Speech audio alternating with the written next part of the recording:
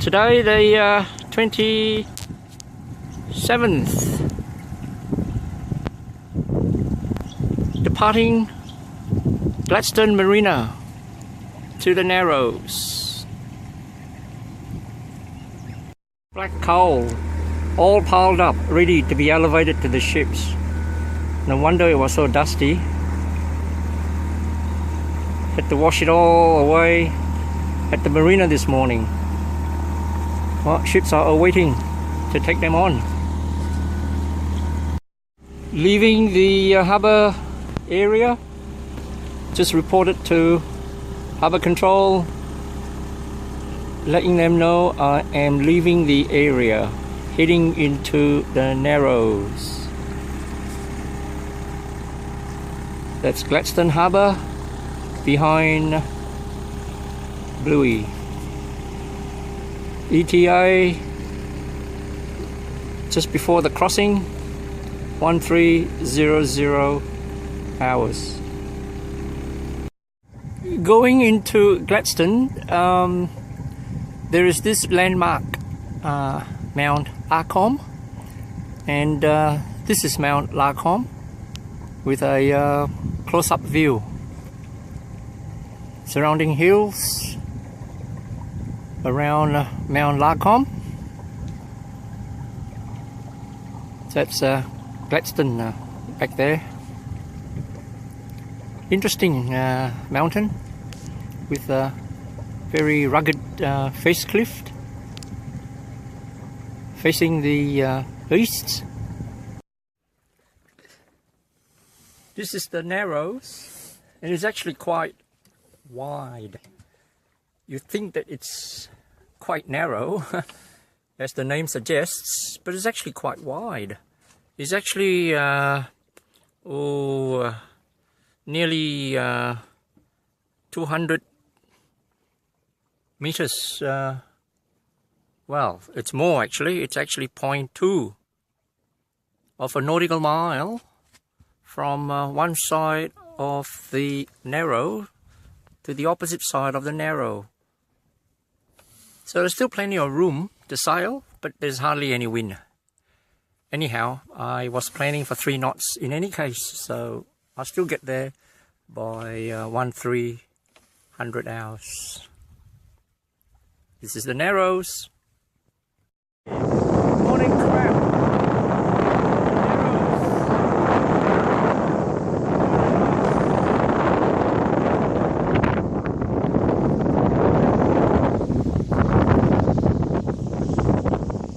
That's where I got caught it from the net.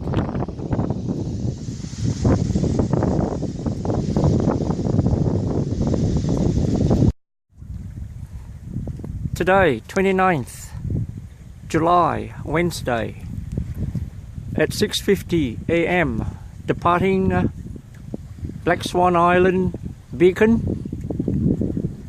and head towards Deception Creek. Navigate channel markers to channel markers with the red buoy to the port side.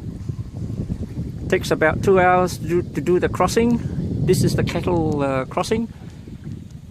Arrived at Deception Bay and spend the night. Doing the Narrows, heading towards the cattle crossing. It's all the mangrove swamps to the left and to the right of the Narrows. This is now high tide. Almost to high tide. Another half an hour to high tide. When it's low tide, it's no water at all at this point. The depth at the moment is 4. It gets as low as 3.4 at certain spots. Just got to follow all the markers. Don't get astray. Otherwise, bluey overdraft will get caught in the mud.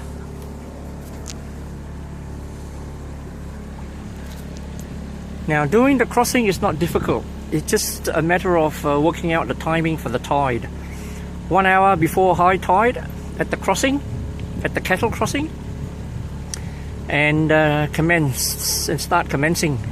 It takes about an hour to get into the middle of the crossing, and then another hour to get out. So 2 hours in total at 3 to 4 knots. It's just nice to complete this trip. It's a 6 nautical mile trip, so 6 divided by 3 is about 2 hours. 1 hour in and 1 hour out.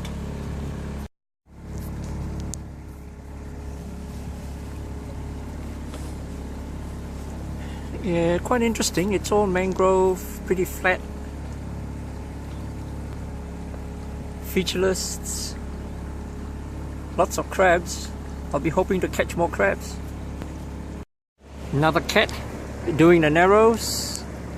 He's off to the Great Capital Island in Whitsundays. So maybe I'll catch up with him again.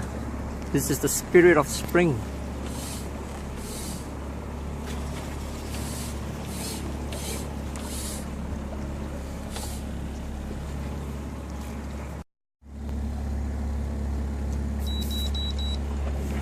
.6, 2.7. Just gotta keep watching. Don't go astray. Concentrate. I'm trying to take a video as well, but it's okay. It's manageable. Bluey is 0.9 to 1 meter, so 2.8 is still plenty. There's still another 1.8, 1.6 of buffer. 1.6 meters, 1.8 meters of buffer.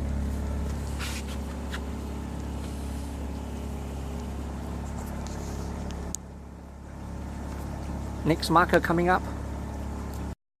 Very, very close to the mangroves. Very narrow, this stretch.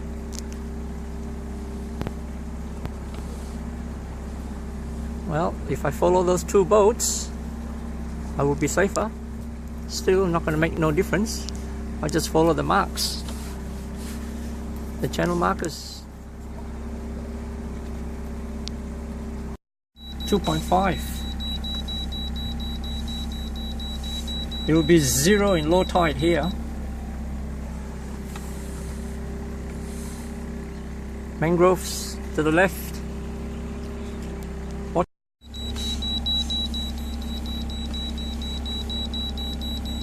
2.3.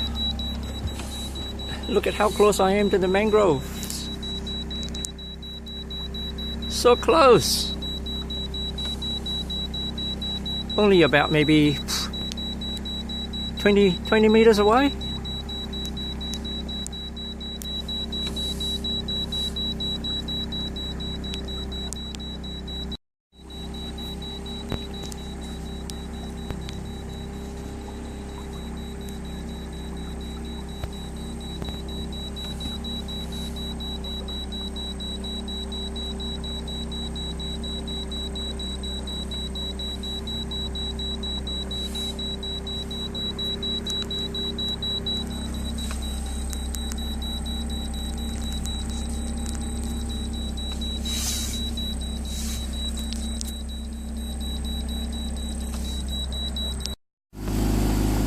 I'm almost on the lead now to the crossing.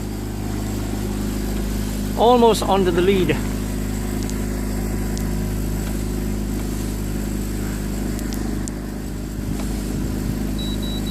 Right, I'm right on the lead now. I just have to follow this lead.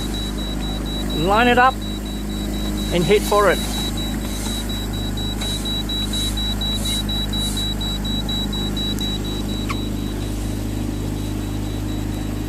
See the 2 white triangles? I just line it up on this lead. The time now is 7:45. 5 more minutes, right at the cattle crossing, and that's the highest tide at that point. So good execution so far. Okay, see the two white triangles? The front one is pointing up, the back one is pointing down. So this is the lead. Just in front of that, the bow of Bluey. And it's 4.6 meters at the moment. Very soon it'll be the cattle crossing itself. Hopefully I'll be able to get some video. Otherwise you'll have to miss out. It's quite exciting actually. It'll be a relief when this is all over. So I'm still in line with the lead. I'm pretty close to the lead. I'll have to start turning left along the bank towards the cattle crossing itself. Okay, executing my turn at the moment. It's 4.4 meters. Heading towards the other green marker, and that's in front of the cattle crossing itself. That's the first lead, and just behind the trees, that's the second lead. 5.6 meters, pretty close to the bank.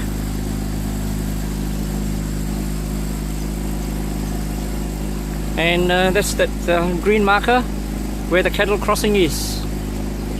And the time is now 7:50. Wow, spot on.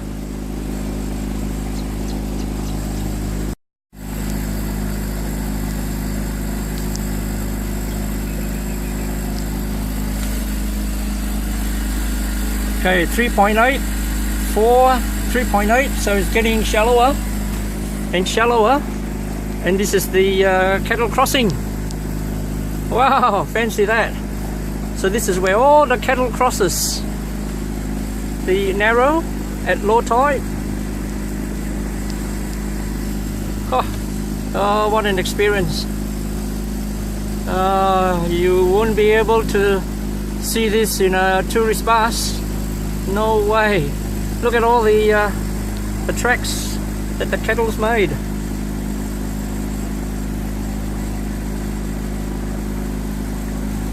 There we go. Wow, look at that. Cattle crossing, huh? The narrows. Okay, now I've got to get the opposite lead going out. Here it is. I found it. Triangular up in amongst the trees. It's one of them. And then the front one is there. Alright, got to line it up on the way out. Okay, time now is 7:52. That's the back lead. Oh, that's not the front lead. That is a toilet shed. Once again, front lead and back lead. Can't see it. The sun is shining. Never mind. Very faint. Line it up on the back leads coming out.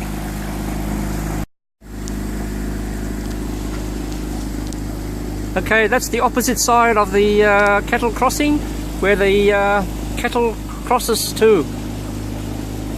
You can see a car, a four-wheel drive there, and a little boat in front of it. It's a few houses, or sheds really. What a relief.